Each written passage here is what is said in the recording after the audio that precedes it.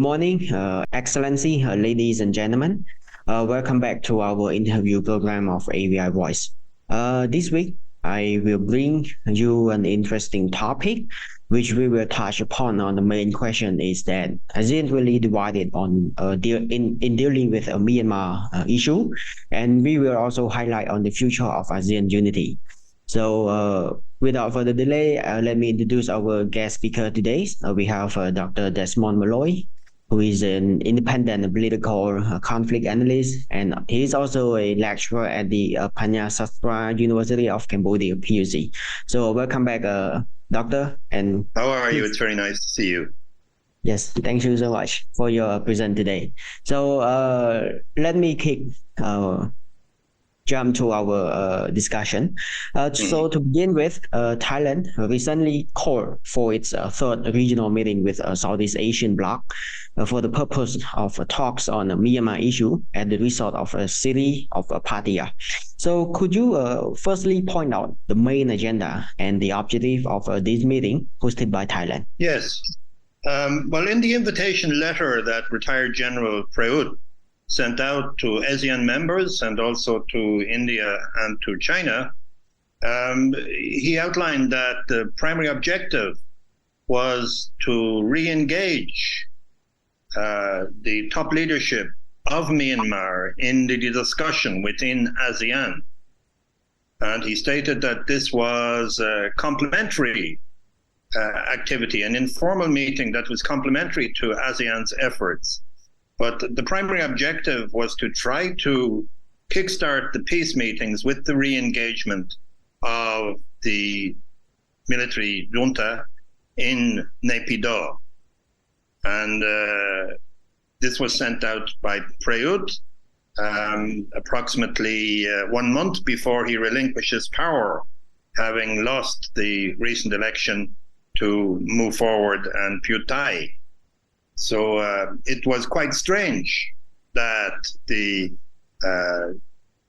current transitional government, a lame duck government, pending the handover of power, should send such an invitation out for an informal meeting like this, with such an objective that contradicted the consensus agreement that ASEAN members, the 9 ASEAN members, had made in August 2022, to exclude the top military leadership of the junta in Myanmar from ASEAN summits.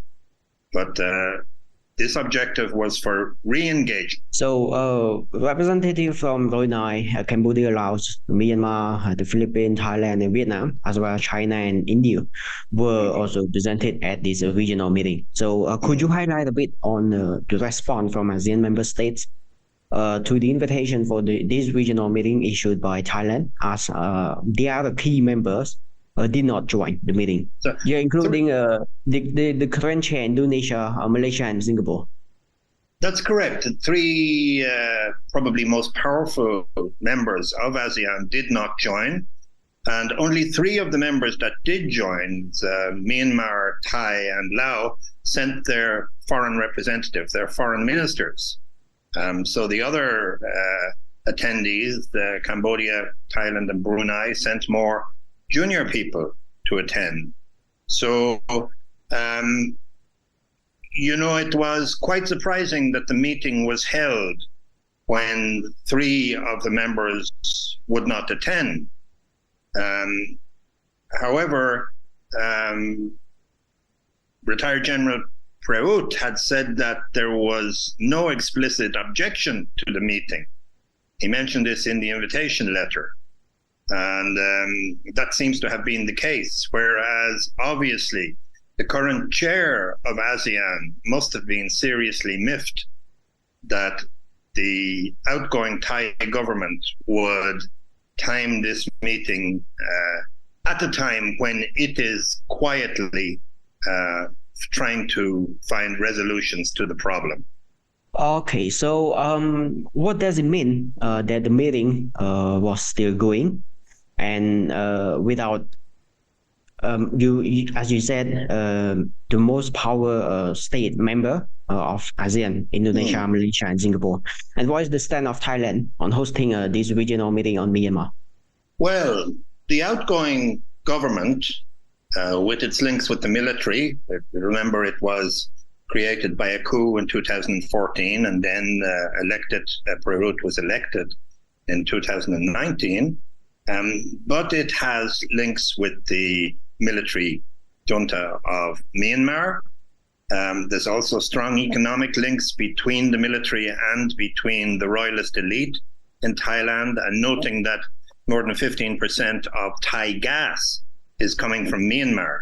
So the outgoing elite are probably concerned that the new government will have a different type of relationship with the junta in Myanmar, particularly if we see that the move forward, which is likely to take the premiership once negotiations are finished, we in the coalition between the Move Forward and Pheu Thai, is likely to have a more Western orientation because Pita, the leader of Move Forward, is Western educated. Now, it's also hardly a coincidence that in the past month, in May, China came out, having hedged its bets for quite a long time. And the foreign minister of China actually visited Naypyidaw and had meetings with Min Aung Hlaing in Naypyidaw. So China has strategic interests in Myanmar and sees those strategic interests best served by the status quo. It has some ethnic armed groups in the north and in Rakhine State that are ready to do its bidding. And also it has the Tatmadaw, the military of Myanmar, covering the gaps, particularly in its China-Myanmar economic corridor, which is an oil and gas pipeline that runs all the way from Kunming, Yunnan province, all the way down to the Bay of Bengal at Chaopiu, the deep sea port that China is building. And this is of extraordinary strategic importance to China in that it is the only way it can get hydrocarbons directly into China without passing through the Straits of Malacca, while the North Sea route is not yet functional and the amounts of gas coming in pipelines through Russia, from Russia across Central Asia are quite small. So it's hardly a coincidence that this outgoing China-leaning government called this meeting in order to try to stabilize the status quo and to offer a level of legitimacy to the junta in Myanmar, while China sees its interests best served by the continuing status quo with that junta in place. So I think that it was not at its own behest that Prayut called the meeting. Yes, there are interests of the military and the royalist elites in Thailand, but also China is probably concerned that the new government in Thailand will be less interested in China's strategic interest or in the continuing power of the junta. So yes, thank you so much, Professor, for the insightful explanation. So moving forward on the event of Myanmar critical point, we have received that ASEAN is likely to be divided, as some member states recommended an easing of punitive actions aimed at Myanmar's general and allowing its top diplomats to attend the summit and other related meeting of the bloc, while the other did not want to engage with the junta representative. Furthermore, so far there was no significant progress in the 5-point consensus, while ASEAN unity is required to decide on the next step. So on this ground, what do you think on the division of ASEAN member states on how to deal with a Myanmar crisis?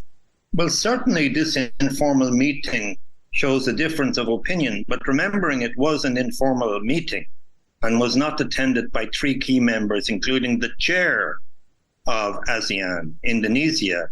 Prime Minister Joko Widodo did not send Retno Marsudi, his foreign minister.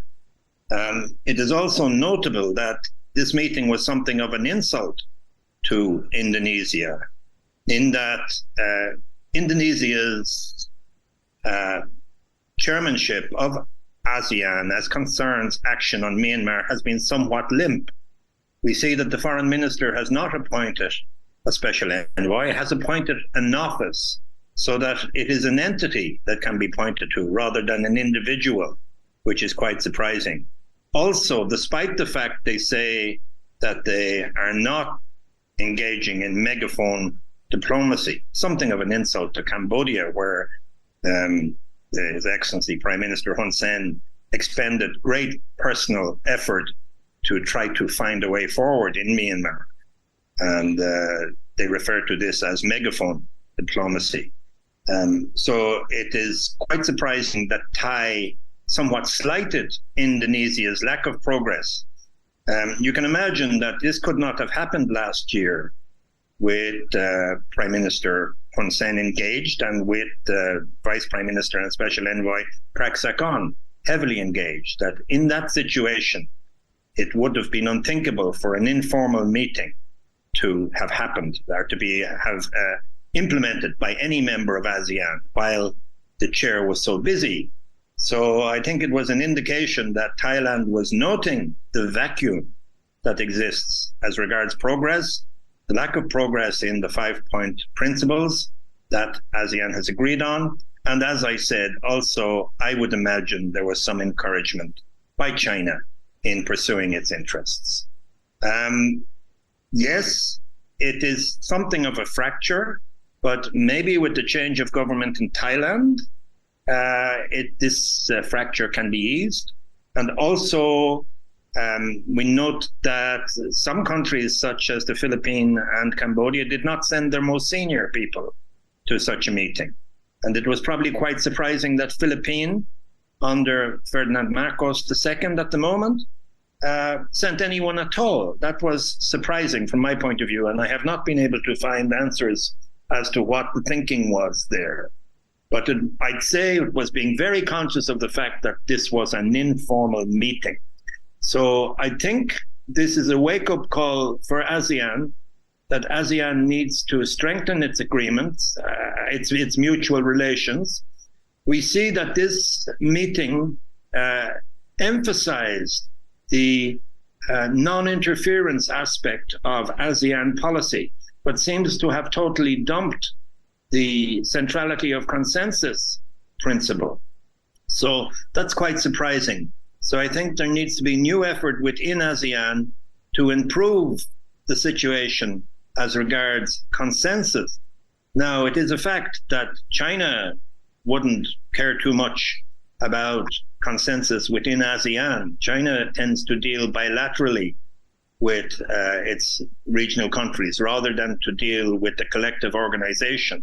So it's quite happy to deal directly with the outgoing Thai government or with Min Aung Hlaing himself in Naypyidaw. But it is important for ASEAN to take this as a wake-up call and to note its own weakness in the principles of non-interference and the centrality of consensus, and think about how it can overcome these weaknesses. It's true there has been no move forward in the 5 principles that it adheres to. At the moment, there is no plan B. Maybe ASEAN needs to be imaginative in identifying a possible plan B, but it does need to move back towards a united front in dealing with a recalcitrant member or in dealing with the regional powers. Of course, in the environment where there is growing great power competition, the regional power is China. And I think most regional countries, members of ASEAN, do need to be closely associated with China as the most important economic and political power in the region. So it needs to be handled very delicately in dealing with China. But there is some fracturing of ASEAN, but this was an informal meeting and it's not irreparable. Thank you, Professor. Last but not least, from your point of view, how do you perceive the future of ASEAN unity? And what do you expect on the next step of how ASEAN will deal with Myanmar crisis? Well, we're looking at a change in government in Thailand, which will change the type of orientation that Thailand has towards Naypyidaw. We're looking at this wake-up call that I spoke about earlier for ASEAN and the need for ASEAN to show some life, which Indonesia has failed to do. I think that we cannot be overly optimistic that the next chair, which is Laos of ASEAN, is going to be proactive in addressing this problem positively. Laos is very much a vassal state to China and is up to its neck in debt to China and is likely to contribute to engaging and maintaining China's primary interests. So I don't expect that if Indonesia does not move to rectify the perception of inaction in the next 6 months, that Laos is going to do so. So I think we've got a small window to see a change in approach from Indonesia. And I think the insult that it will have taken from the call of this meeting might be the wake-up call to initiate such a change in approach. So I do think that the fracturing we're hearing about, that many analysts are talking about within ASEAN, might be overstated, and that it is possible for ASEAN to get back on a consensus path, certainly with 9 members. I think the 5-point principle, it needs to think carefully, not having made any progress on this so far, if it needs to change its attitude. I'm not sure. The 5-point principles made sense from the outset, but in the absence of progress, it may need to be rethought. And with the change of government in Thailand and with this wake-up call that I've spoken about, maybe we will see some improvement and some move back towards a united front in the next 6 months. So thank you very much, Professor. Due to time constraint, I would like to conclude our discussion here. And once again, I would like to express my sincere appreciation to Professor for your kind contribution and your time joining us this week to elaborate on the mentioned topic on Myanmar crisis and ASEAN unity. So thank you, Professor. Thank you very much. Thank you. So ladies and gentlemen, thank you and see you next time.